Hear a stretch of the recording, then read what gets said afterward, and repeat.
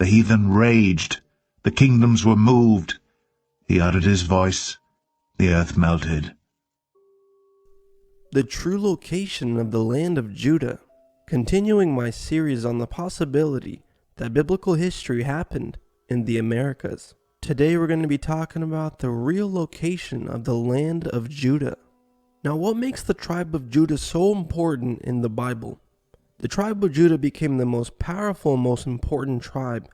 Not only did it produce the great kings David and Solomon, but also it was prophesied that the Messiah would come from among its members. The kingdom of Judah was in Utah. The best-selling book When Rocks Cry Out by Horace Butler has already demonstrated that Peru was Jerusalem and that the kingdom of Judah is in Utah. How did Mr. Butler prove that the kingdom of Judah was in Utah? Well, he used biblical verses from Deuteronomy chapter 34 verses 1 through 3, which reads as follows. And Moses went up from the plains of Moab onto the mountain of Nebo to the top of Pisgah, that is over Jericho, and the Lord showed him all the land of Gilead unto Dan, and all Naphtali and the land of Ephraim and Manasseh, and all the land of Judah unto utmost sea, and the south and the plain of the valley of Jericho, the city of palm trees, unto Zoar.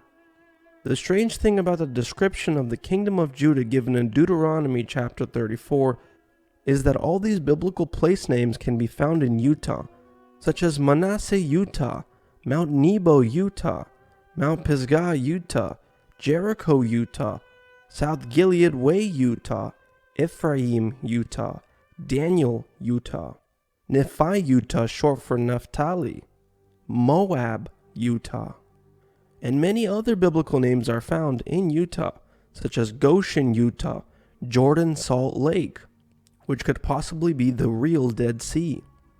There is a mountain in eastern Nevada named Mount Moriah, and it's over 12,000 feet high. In Utah, not only is there a river Jordan, but it runs out of a freshwater lake and into the Great Salt Lake, which is remarkably like the Dead Sea. There is also a Mount Nebo in Utah, approximately 12,000 feet high. So yes, with evidence this strong, the real Judah was possibly in Utah. Now, people often try to say that it was the Mormons that gave these places names in Utah, biblical names to support their position as Jews. However, this explanation fails miserably because there are no 12,000 feet high mountains in modern-day Jerusalem. Therefore, the real Judah or Israel has to be in Utah because it fits the description of the kingdom of Judah perfectly. Now, one of the criticisms I would get for looking into the possibility that much of biblical history happened into the Americas is that I'm stepping into Mormon territory. However, I do not believe in any denomination whatsoever. So just because I look into the possibility of biblical history happening somewhere else doesn't make me part of any denomination. I also believe that we should limit our use of technology such as social media and artificial intelligence, but that doesn't make me an Amish. So often people say that the reason Utah has all these biblical names was because of the Mormons, but the reality is all these names were given by the natives found throughout Utah. Such as the name Utah itself, it is derived from the name of the Oti tribe. It means people of the mountains in the Oti language. According to other sources, Utah is derived from the Apache named Júda, which means tall. In the Spanish language, it was said as Utah.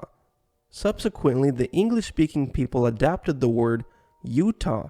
There is no J in Hebrew, therefore Judah is Júda, especially when you consider the fact that the J and Y have the same meaning and numerical value and are interchangeable as a result. Now, all across Utah, you have fascinating rock formations, very unique compared to the rest of the Americas.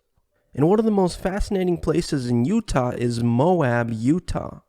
In the Bible, Moab comes from the name Moabites, which belong to the same ethnic stock as the Israelites. Their ancestral founder was Moab, a son of Lot, who was a nephew of the Israelite patriarch Abraham.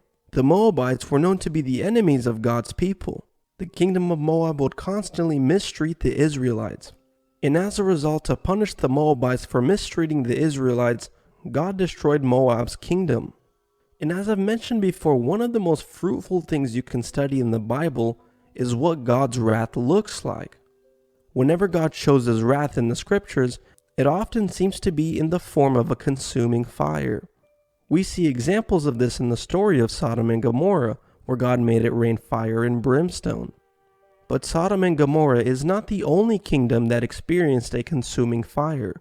Many kingdoms throughout the Bible have experienced God's consuming fire, including Sodom and Gomorrah and the Egyptians, but also the Moabites, such as found in the book of Amos, chapter 2, verse 2. But I will send a fire upon Moab, and it shall devour the palaces of Kerioth, and Moab shall die with tumult, with shouting, and with the sound of the trumpet. So throughout the scripture, God says that he destroyed Moab with a consuming fire. And what do we find that's very interesting in Moab, Utah? All throughout the location of Moab, Utah, you find very fascinating rock formations. Now we're told in school that these are the process of natural erosion through millions and millions of years. But what if Moab, Utah is the result of God's consuming fire? And this place is the true location of the Moabites that got consumed by fire. The first example I want to show you of fascinating rock formations is the church rock just south of Moab. It's a very interesting, fascinating rock formation that looks like it possibly in the past was once a temple. The look of this structure doesn't look like it was the process of natural erosion, but it looks as if it used to be some kind of monument that went through a cataclysm. And we're just simply told that all these fascinating rock formations are the process of nature and just natural erosion through millions of years. But when you really look around all across Moab, Utah, and just all across Utah in general, these rock formations look like the layouts of cities. As the Bible states, God's wrath is a consuming fire, and that he will cause kingdoms to melt like wax, making them pretty much unrecognizable from their glorious original state. So yeah, all across Utah, Moab, Utah, you find very interesting structures that possibly were pyramids, and kingdoms, and castles, and idols. But we're just told, oh, this is nothing interesting, this is the process of natural erosion. So now the famous old questions that a lot of believers like to ask. Why would the devil lie about biblical locations? Why does it matter? It matters because it hides true biblical history, and it also hides proof of God's wrath, and what God can do to an entire kingdom in the blink of an eye.